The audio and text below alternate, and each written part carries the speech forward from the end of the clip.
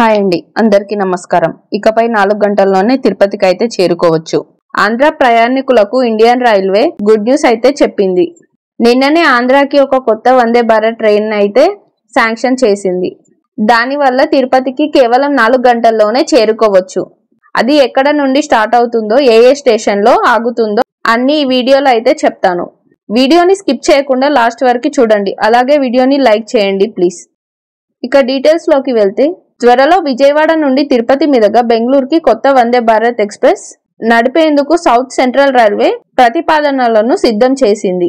ఈ వందే భారత్ రైల్ బెంగళూరు వెళ్లే వారితో పాటు తిరుపతి వెళ్లే భక్తులకు కూడా ఉపయోగపడుతుంది. అది ఎలా అంటే, ఈ ట్రైన్ విజయవాడలో ఉదయం 5:15కి బయలుదేరి తెనాలి, ఒంగోలు, నెల్లూరు మీదుగా 9:45కి తిరుపతి చేరుకుంటుంది. దీని ద్వారా విజయవాడ నుండి తిరుపతికి 4 గంటల్లోనే చేరుకోవచ్చు.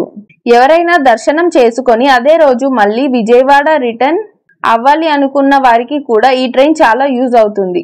ఈ ట్రైన్ మళ్ళీ తిరిగి మధ్యాహ్నం 2:45కి బెంగళూరులో స్టార్ట్ అయ్యి ఈవినింగ్ 6:55కి చేరుకుంటుంది. తిరుపతి నుండి బయలుదేరి రాత్రి 11:45కి విజయవాడ రీచ్ అవుతుంది. టైం లేక వన్ డేలో విజయవాడ నుండి తిరుపతి వెళ్లే దర్శనం చేసుకొని అదే రోజు రిటర్న్ అవ్వాలి అనుకునే వారికి ఈ ట్రైన్ బెస్ట్ ఆప్షన్. అలాగే బెంగళూరు వెళ్లే వారికి కూడా ఈ కొత్త ట్రైన్ చాలా ఉపయోగపడుతుంది. ఈ వందే భారత్ ట్రైన్ అందుబాటులోకి వస్తే విజయవాడ నుండి బెంగళూరుకి కేవలం 9 గంటల్లోనే చేరుకోవచ్చు. ఈ ట్రైన్ లో మొత్తం 8 బోగీలు ఉంటాయి. అందులో 7 AC chair car, 1 executive chair car ఉండనున్నాయి. ట్రైన్ నెంబర్ వచ్చేసి 20711. విజయవాడ బెంగళూరు మీదుగా వందే భారత్ ఎక్స్ప్రెస్ ట్రైన్ మంగళవారం మినహా వారానికి 6 రోజులు నడుస్తుంది. ట్రైన్ టైమింగ్ స్క్రీన్ మీద ఇచ్చా చూడండి. మళ్ళీ ఈ ట్రైన్ తిరిగి బెంగళూరులో మధ్యాహ్నం 2:45కి ప్రారంభమై విజయవాడకి రాత్రి 11:45కి చేరుకుంటుంది. ఈ వందే భారత్ ట్రైన్ వల్ల 3 గంటల టైం సేవ్ అవుతుంది.